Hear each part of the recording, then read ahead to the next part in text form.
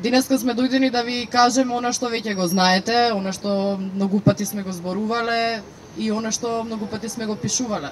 Нашите месечни извештаи не се променети, нашата констатација не е променета, слободата на граѓаните во Република Македонија, пристапот до правата, секако се на најниско ниво во досегашната историја на Република Македонија и се во константно опаѓање.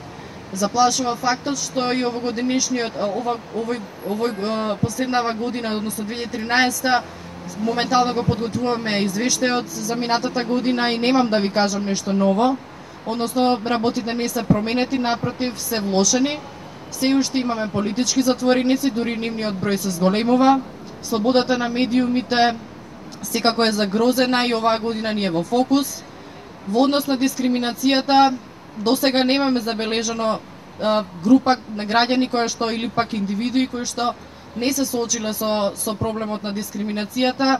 Најизразена оваа година е секако кон ромската заедница и граѓаните припадници на ромската етничка заедница.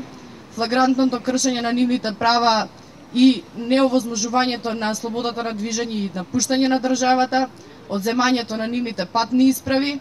Потоа судството, како што и веќе знаете, се уште се бори со политичките притисоци. Особено сме незадоволни од Уставниот суд кој што ја прими нашата представка и за иницијативата за законот за прекина бременоста и за законот за лустрација.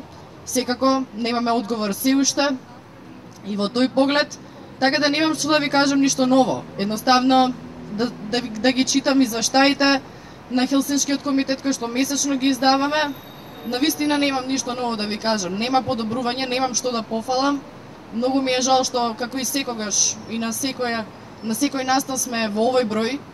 Се познаваме добро меѓу себе, со некои дури се запознаваме преку собириве, иако претходно не сме се познавале. Исто така, оно што јас лично можам да го кажам од мојот делокруг на работа, тоа се граѓанските и политичките права.